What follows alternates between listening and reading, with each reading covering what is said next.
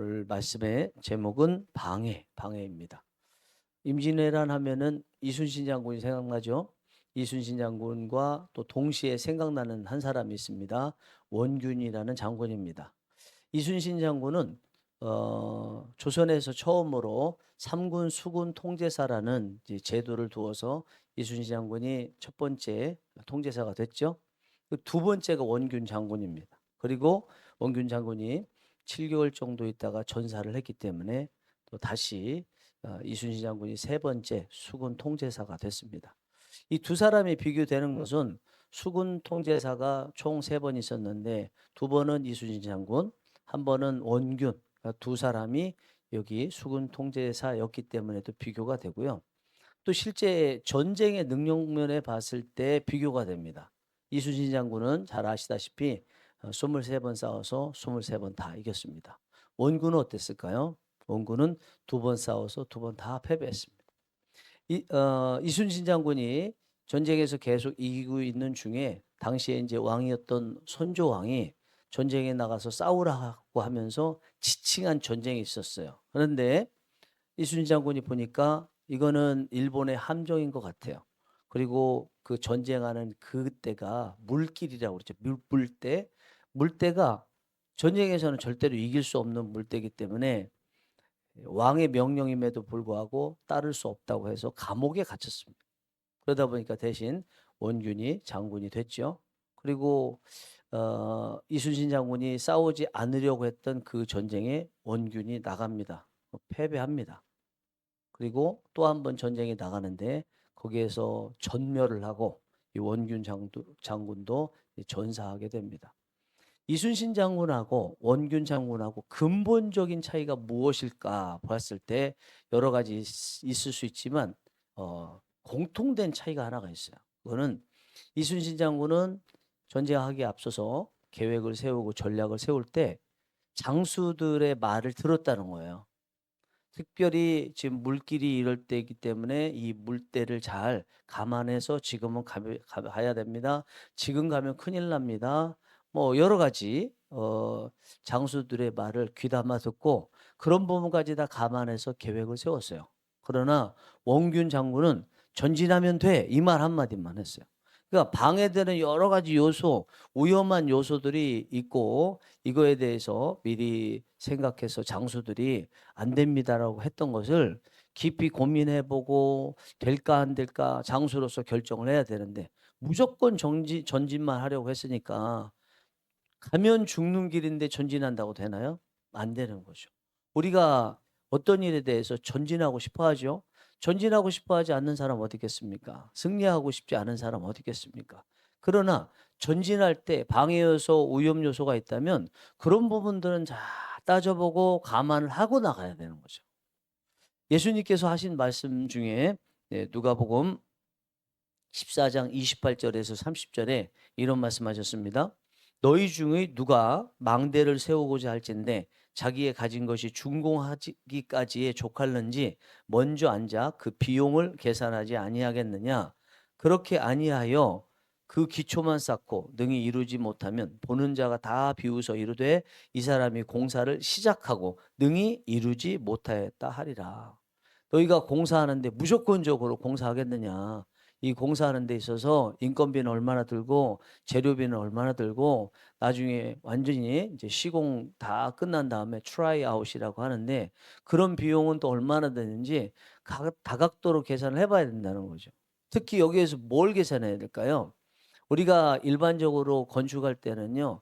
일반적으로 예상하는 것보다 2배 내지 3배는 든다는 게 정설이에요. 교회 건축하는데도 마찬가지입니다.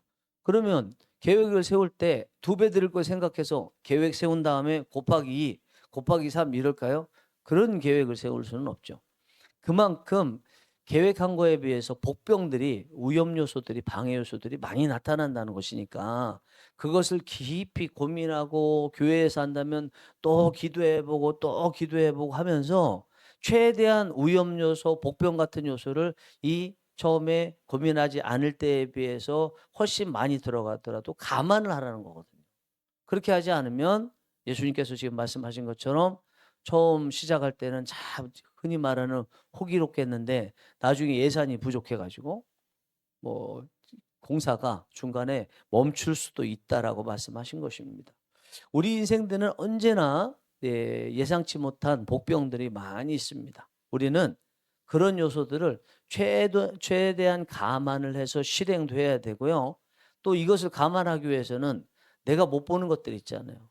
윗사람이라고 다 봅니까? 윗사람은 또 전체적인 거 봐야 되는데 그 안에 디테일한 것은 현장에 있는 사람들이 보잖아요. 그거에 대해서 이야기를 할 때 경청해서 들을 수 있는 자세, 그리고 그것을 받아들이려는 자세가 필요하죠. 무비판적으로 받아들이는 것도 안 되죠. 네, 지도자라면 그런 부분에 대해서 듣고 자신의 경험과 이런 것을 통해서 이것이 감안해서 계획을 세울 일인지 아닌지를 판단을 하는 것입니다. 주님의 일을 보시기 바랍니다. 주님께서 처음 공생의 사역을 하실 때 광야에서 무슨 일이 일어났습니까? 사탄이 방해했죠. 주님의 일을. 그리고 예수님께서 이제 이 세상을 떠나시기 전에 또 사탄이 가룟 유다의 마음에 예수님을 팔려는 생각을 넣어서 주님의 일을 방해했죠. 물론 그것으로 인해서 예수님께서 십자가에 죽으시고 그것이 온 인류 우리 죄를 대속하시는 기회가 됐습니다만 사탄은 계속 예수님께서 하시는 일을 방해하려고 했던 거죠. 예수님도 이런 것들을 계속 알고 계셨잖아요. 그런데 예수님의 사역에 사탄이 처음하고 마지막만 방해한 게 아닙니다. 중간에도 방해했는데 그 내용이 오늘 본문의 말씀이에요. 오늘 본문 말씀 다시 한번 보겠습니다. 예수께서 돌이키시며 베드로에게 이르시되 사탄아 내 뒤로 물러가라. 너는 나를 넘어지게 하는 자로다. 네가 하나님의 일을 생각하지 아니하고 도리어 사람의 일을 생각하는도다 하시고, 여기 이해가 안 되는 구절이 있죠. 베드로를 향해서 사탄아라고 말씀하셨어요. 예수님께서 베드로를 향해서 사탄아라고 말씀하신 데는 두 가지 가능성이 있다고 생각합니다. 첫 번째는 베드로가 사탄이야. 그런데 베드로는 사람이고 사탄은 타락한 천사죠. 종류가 다르죠. 종류가. 이게 이랬다가 저랬다가 할 수는 없거든요. 귀신이 사람이 될 수도 없지 않습니까? 그래서 우리가 다른 종교로 봤을 때는 사람이 죽으면 귀신이 된다는 거, 구천을 떠든다는 거 말이 안 되는 거예요. 종류가 바뀔 수는 없어요. 그러니까 이게 베드로가 사탄이다, 타락한 천사다, 이 말은 일단 안 돼요. 그럼 또 하나 생각할 수 있는 것은 가룟 유다의 마음에 예수님을 팔려는 마음을 넣었던 그 사탄처럼 베드로의 마음에 사탄이 들어갔기 때문에 예수님께서 베드로 안에 있는 그 사탄을 향해서 사탄아 물러가라 이렇게 말씀하셨다고 볼 수 있겠죠. 지금까지 그렇게 설교를 저도 해왔고 많은 목사님들의 설교를 하시는 것을 들었는데 잘못한 겁니다. 죄송하지만. 네. 예수님께서 베드로를 향해서 사탄아라고 말씀하신 것은 만약에 이게 우리가 지금까지 통념적으로 알고 있었던 대로 베드로의 마음 안에 사탄이 들어갔기 때문이라면 성경에 그런 내용이 나와야 되잖아요. 가룟 유다의 같은 경우는 뭐라고 했습니까? 사탄이 가룟 유다의 마음에 예수를 팔려는 생각을 집어넣었다. 마음에 생각을 집어넣었다고 분명히 말씀했잖아요. 그런데 오늘 본문에는 예수님께서 베드로를 향해서 사탄아 말씀하셨지 거기에 사탄이 그 베드로 안에 들어갔다 이런 내용이 없잖아요. 항상 성경은 말씀이 되어 있는 대로 사실은 찾아야 되거든요. 예전에 들어왔던 내용이 무조건 옳다. 뭐 여러분들은 이제 성경을 가지고 설교하는 입장이 아니기 때문에 모두 이렇게 연구할 수도 없고 연구할 수 있을 만한 툴도 없기 때문에 어렵지만 적어도 이제 목회자들은 늘 해왔던 대로 당연하다 여기면서 가면 안 되거든요. 근데 그렇다고 모든 걸 또 부인하고 할 수는 없지만 마음에 캥기는 때가 있어요. 이번에 그랬거든요. 그래서 다시 찾아보고 원어도 이렇게 찾아보니까 사탄이 베드로의 마음 안에 들어갔다는 내용이 없는 거예요. 그러면 이게 뭐냐? 사탄을 베드로를 향해서 사탄아라고 한 것은 뭐냐? 이거는 베드로가 지금 앞에 한 얘기가 있는데 그 앞에 한 얘기가 사탄을 닮았다는 거죠. 베드로가 무슨 얘기했습니까? 예수님께서 내가 이제 곧 십자가에 못 박혀 죽을 것이다 라고 말씀하시니까 베드로가 그런 일은 절대로 생기지 않겠습니다. 그렇게 한 거거든요. 그 얘기에 대해서 예수님께서 사탄아 내 뒤로 물러가라 이렇게 말씀하신 거예요. 그럼 베드로가 지금 하는 얘기가 뭐예요?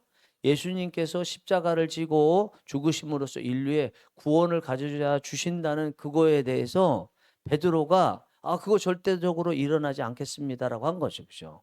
네. 만약에 좀 전에 말씀드린 대로 베드로가 예수님이 십자가를 짓는 거 못하겠습니다. 하겠습니다. 그래서 예수님께서 사탄아라고 말씀하셨다면 그것이 사탄이 들어간 것이 아니라면 결국은 베드로의 이성으로 얘기한 거잖아요. 그죠? 베드로 이성으로 얘기했어요. 그러면 베드로의 이성이 예수님을 팔려는 생각을 가졌을까요? 아니죠. 오늘 말씀 봐도 말씀 그 앞에 내용 봐도 베드로가 한 것은 예수님을 팔겠다고 한 게 아니거든요. 베드로는 오직 예수님께서 십자가를 지신다는 이 말씀 앞에 절대로 그런 일이 생기지 않겠다고 한 거거든요. 그러면 베드로가 생각한 건 뭐냐면 사탄이 예수님께서 처음 공생이 시작하실 때 광야에서 예수님의 사역을 방해하려고 했던 그 모습을 그대로 담고 있는 말을 한 거예요. 사탄이 뭘 하려고 했습니까? 번영을 주려고 했던 거죠. 예수님께. 성전 꼭대기 올라가 봐라. 거기서 뛰어내려 봐라. 네가 뛰어내려도 죽지 않는다. 천사가 받쳐줄 것이니까 너의 능력을 인정할 것이다. 사람들이 박수 쳐줄 것이다. 또 천하 만국을 보면서 네가 나에게 엎드려 경배하면 내가 이 모든 것을 너에게 줄 것이다. 또 이 돌들을 명하여 떡이 되게 하라. 이런 것들 있잖아요. 결국은 이것이 예수님을 향해서 사탄이 주님의 사역을 방해한 것은 세상의 영화, 인기, 또 영광스러운 자리 이것을 주겠다는 거잖아요. 고난이 아니라. 그러면 오늘 본문에 나와 있는 베드로가 절대로 주님은 이 십자가에 못 박혀 죽으시는 일 그거 않도록 하겠습니다. 그런 일은 절대로 있을 수 없습니다. 라고 말한 것은 본인이 입으로 말할 때 사탄처럼 말하지 사탄의 사주를 받아서 말한 것은 아니지만 말한 내용을 보면 사탄이 예수님의 공생애에 시작 때 방해한 거와 똑같은 이야기죠. 그래서 예수님께서 지금 사탄아라고 베드로를 향해서 말씀하신 것은 사람을 말하는 것이 아니라 너희가 지금 하고 있는 말이 사탄이 주는 말과 똑같은 말을 하고 있다라고 말씀하신 거예요. 자, 그러면 우리가 그렇게 생각할 수 있겠죠. 아니, 일단은 그러면 베드로가 말한 걸 보세요. 베드로가 말한 거는 예수님이 십자가 지지 않도록 하겠다는 거잖아요. 그거는 지극히 인간적으로 봤을 때 옳은 얘기입니까? 안 옳은 얘기입니까? 옳은 말을 한 거거든요. 이성적으로 자기는 이성적으로 옳은 말을 했지만 그러나 영적으로는 옳은 말이 아니었던 거죠. 이것으로 인해서 예수님께서는 십자가에 못 박혀 죽으시고 그로 인해서 인류 구원을 이루시는 일인데 베드로는 좀 전만 해도 마태복음 16장 16절에서 같은 장 16절에서 주는 그리스도시요 살아계신 하나님의 아들입니다라고 기독교 최초로 신앙 고백을 한 그대로 주님을 사랑하는 마음으로 절대로 주님이 죽으시는 일 내가 없도록 하겠습니다. 내가 어떻게 해서라도 막겠습니다 했던 것은 본인의 이성으로 나온 거죠. 그러나 그것은 영적인 일이 아니었던 것입니다. 자, 그러면 여기서 한 가지 위험한 요소가 나와요.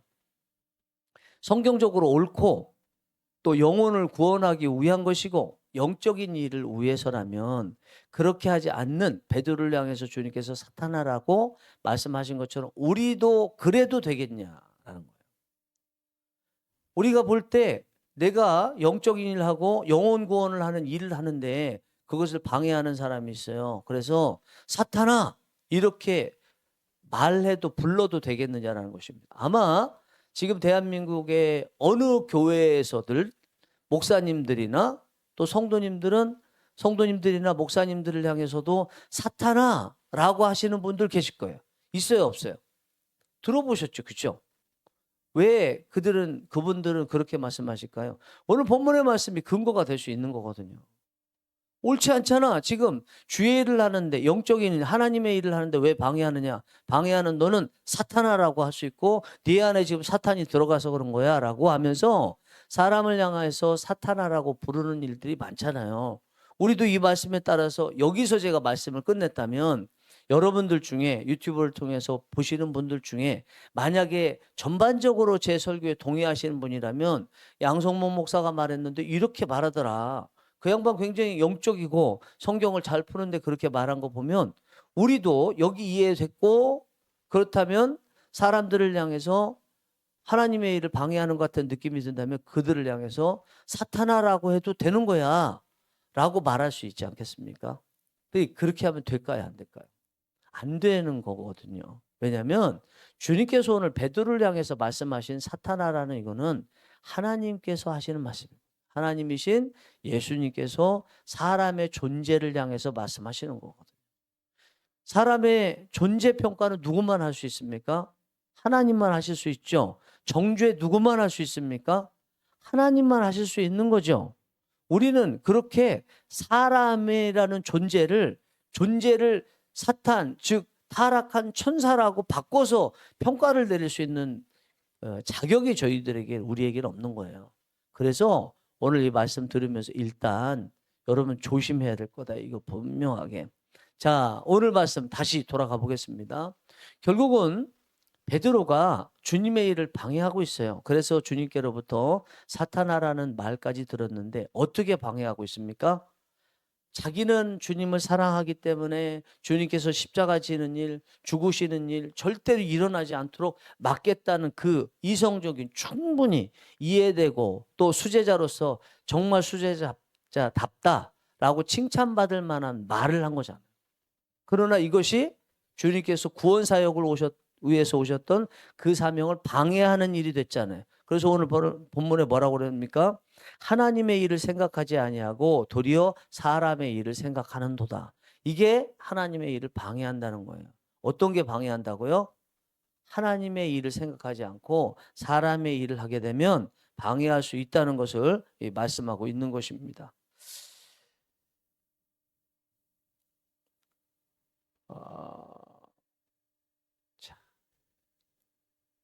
우리도 의도치 않게 하나님의 일을 방해할 수 있습니다. 지극히 영적이지 않고 이성적인 생각을 할 때, 그때가 바로 이성적으로 보면 잘했다고 칭찬받을 수 있는데 하나님의 일을 방해하는 그 행동을 하고 있을 수가 있습니다. 요즘 교계에요, 많이 나타나고 있는 현상 중에 하나가 교계를 정화시키자는 거죠. 그래서 교계의 잘못된 부분을 자꾸 드러내는 유튜버들이 굉장히 많고요. 또 그런 방송들이 굉장히 많습니다. 이거를 굉장히 잘하고 있는 것처럼 얘기하죠. 예를 들어서 대표적인 신문을 보면 뉴스 엔조이죠. 뉴스 엔조이는 100%가 나쁜 것만 얘기합니다. 사실이라고 할지라도 100% 나쁜 것만 이야기합니다. 자, 유튜버들 중에 기독교 안에서 일을 하고 있는 목회자들 사이에, 성도님들 사이에 안 좋은 이야기 다 하면서 본인들은 이것을 통해서 교계가 바른 길로 가기를 원합니다라고 말하잖아요.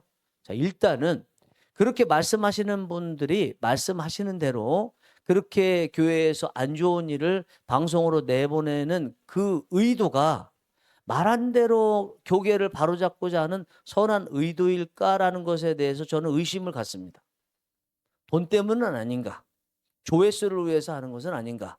누군가 그것을 보고 자기를 좋아해주고 또 뭔가를 돈 같은 거를 헌금한다든지 그런 것을 위해서 하는 거 아닌가? 굉장히 의심스럽죠. 또 한 가지는 그것이 아니고 실제적으로 그렇게 하고자 하는 마음을 갖는다 할지라도 그렇게 할 때 하나님께서 말씀하신 내용, 사랑하라, 비판하지 말라, 비난하지 말라, 이런 말씀을 위배하고 있잖아요. 결국 영적인 일, 하나님의 일이라는 게 뭐겠어요? 성경에 있는 말씀대로 하는 것을 하나님의 일이라고 말할 수 있죠. 그런데 지금 비판하고 비난하고 하는 이런 분들은 하나님의 말씀을 따라서 하는 겁니까? 아니면 지극히 인간적으로 하는 겁니까? 세상에서는 잘못하면 비판하고 비난하는 거 당연하죠. 그러나 세상에서 가진 상식대로 비판하고 비난하고 정죄했다면 본인들 말하는 사람들 구원받을 자격이 있습니까? 없습니까? 없죠. 없어요. 너희 눈에 들보는 보지 못하면서 남의 눈에 티만 보느냐? 남의 눈에 자꾸 티를 보듯이 비판하는 사람들은요, 그 순간에 들보라는 죄가 쌓이는 거거든요. 그것은 하나님의 일을 생각하는 게 아니라 지극히 사람의 일을 생각하는 거예요. 위험한 거죠. 굉장히 위험한 일입니다. 정말 저도 이것이 비난이고 비판일까 봐 두려운 마음이 들 정도로 정말 두려운 일이에요. 그게 다 어디에서 나왔냐면 지극히 인간적이고 지극히 상식적인 면에서 나왔어요. 어느 순간부터 교회에 나왔던 슬로건 하나가 있어요. 그거는 교회가 상식적이어야 된다라는 말이었어요. 그거는요, 의도 자체가 좋은 면으로 봤을 때 교회가 세상 사람들조차 가지고 있는 상식도 지키지 못한다. 그러니까 우리는 상식이 됩니다. 기본은 깔고 갑니다. 이런 얘기를 하기 위해서 한 거거든요. 예를 들어서 다니엘 같은 경우에 굉장히 영적인 사람들이지만 다른 경쟁자 두 국무총리가 다니엘을 다 이제 죽도록 아니면 그 자리에서 나오도록 만들기 위해서 다니엘의 인간적인 직무 모습 그런 것들을 봤지만 흠잡을 데가 없어서 영적인 부분에서 흠을 찾았잖아요. 그와 같이 비기독교인들이 기독교에 대해서 비난을 하고 있는 이유가 기본적인 상식선에서도 이해할 수 없는 비상식적이고 몰상식적인 모습을 보이고 있기 때문이니까 그거에 대해서 교회 안에서 슬로건으로 내놓은 것이 우리는 기본적으로 상식은 지킨다라는 거예요. 지극히 우리는 상식에 따라서 재정적으로 운영하고 사람 운영하고 합니다. 이렇게 얘기하잖아요. 근데 이게 멀리 못 내다본 거예요. 그걸 가지고 왔을 때 교회 자체 내에서도 운영을 할 때 어떤 기준에 따라서 운영하게 되는지 그거에 대해서 염두 안 둔 거예요. 그거 들어온 다음부터요. 교회가 운영을 하나님의 일을 생각하고 영적인 기준에서 생각하는 게 아니고 사람의 일을 생각하고 사람 입장에서 생각하는 운영을 하고 있어요. 그러니까 위험하죠. 영적인 사람들이 교회에서 버티지를 못해요. 교회 안에서 누가 인기가 있나? 영적인 사람들은 인기 없고요. 인간적으로 생각하고 인간적으로 설교하고 하는 사람들이 인기가 많아요. 그렇지 않습니까? 여러분들께서 보시기에 어떤가요? 그게 들어온 슬로건이 우리가 우리는 상식에 준해서 지금 목회하고 교회를 운영합니다 했던 그 말 때문에 그런 거예요. 지금 교회가 위험한 것은요, 비상식적인 그 부분보다는 제가 보기에는 영적이지 않은 게 더 위험한 거예요. 하나님께서는 생각하시는 것이 우리의 생각과 달라요. 우리의 마음과 달라요. 우리 인간적으로는 도저히 이해할 수 없는 일들이 하나님께서는 생각하시고 계획하시고 이루시는 것들이 얼마나 많은지 몰라요. 그것을 생각하지 못하면 사람으로서부터는 칭찬을 받지만 하나님으로부터는 무서운 일이 일어날 수 있습니다. 창세기 38장에 보면요, 이해할 수 없는 한 가지 이야기가 나옵니다. 예수님의 족보에 4명의 여자가 나오는데 그 중에 한 사람이 나오는데 유다의 며느리 다말 이야기입니다. 다말이 유다의 그 며느리로 들어왔습니다. 유다에게는 세 아들들이 있었습니다. 첫 번째 아들하고 결혼했습니다. 첫 번째 아들이 아들을 낳지 못하고 죽었습니다. 이스라엘에서는 형사 취수제라고 해서 아들을 결혼한 사람이 아들을 못 낳으면 그 다음 동생하고 결혼하고 둘 사이에서 낳은 아들은 형의 아들이 되도록 했습니다. 그래서 대를 잇도록 이렇게 했잖아요. 첫 번째 아들 결혼한 남편이 죽으니까 유다가 이제 자기 두 번째 아들을 다말에게 줬어요. 그런데 또 둘 사이에도 아들 없이 둘째 아들도 죽었습니다. 이제 셋째 아들하고 또 아들을 낳아야 되는데 셋째가 너무 어려요. 그래서 유다가 다말에게 내 아들은 이제 나이가 차면 그때 주겠다 했거든요. 시간이 지나서 이 셋째 아들이 나이가 좀 차서 자식을 낳을 수 있을 때가 됐습니다. 그런데 유다가 보니까 다말하고 결혼했던 두 아들들이 다 죽었거든요. 셋째도 이거 또 죽게 생겼거든요. 안 주는 거예요.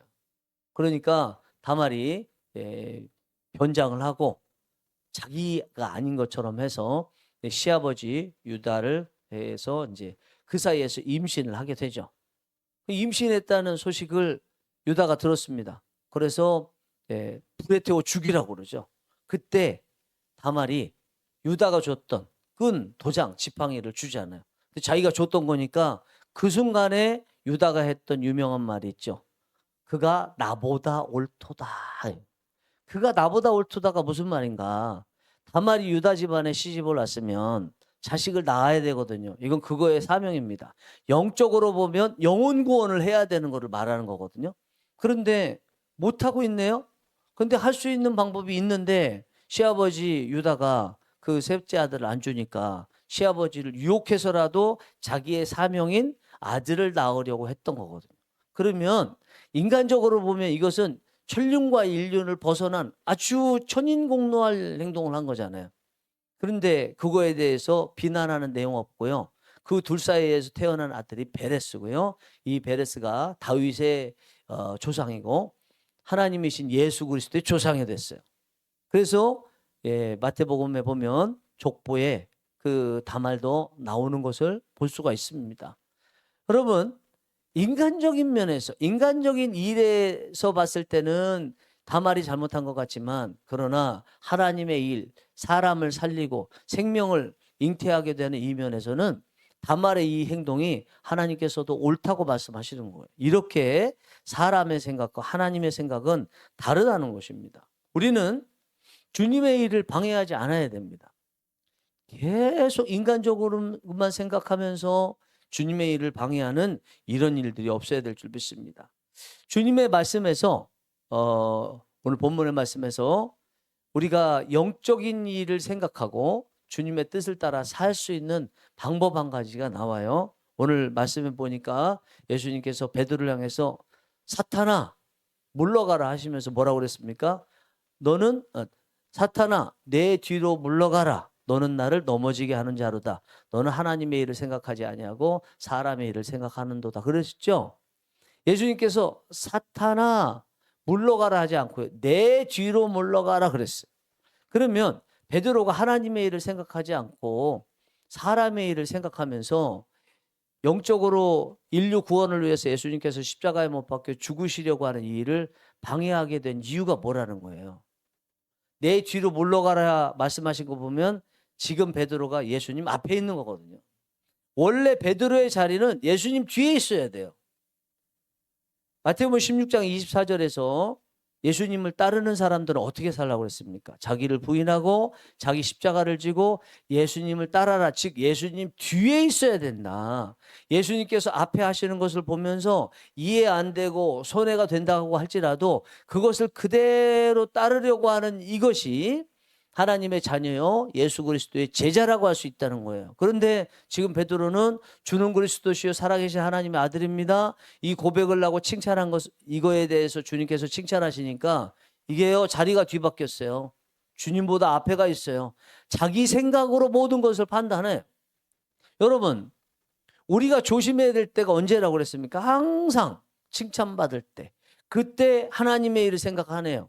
영적으로 생각하지 않고 내 뜻대로 생각하는 경우가 얼마나 많은지 모릅니다. 우리는요 어떤 갈림길의 상황 생길 때 선택을 해야 되는데 그때 좀 뜸을 들일 수 있어야 돼요. 내가 과연 주님 뒤에 있나 주님 앞에 있나 기도보다 앞서고 있나 또 성령님보다 앞서고 있나 아니면 뒤에 있어서 성령님께서 인도하시는 대로 기도한 다음에 하려고 하나 생각해야 되는 거죠. 사도행전 4장 19절에서 베드로와 요한이 이렇게 말합니다. 하나님 앞에서 너희의 말을 듣는 것이 하나님의 말씀을 듣는 것보다 옳은가 판단하라. 너희의 말을 들어야 되겠냐? 아니면 하나님의 말씀을 들어야 되겠냐? 너희들은 너희들 앞에 서서 주님보다 하나님보다 앞에 서서 너희들 말하는 것이 하나님의 뜻보다 먼저인 것처럼 말하지만 내가 주님 뒤에서 봤을 때는 아니거든. 지금 베드로와 요한이 이렇게 말하는 것입니다. 자, 오늘 한번 우리가 생각해 봐야 되는 것은요.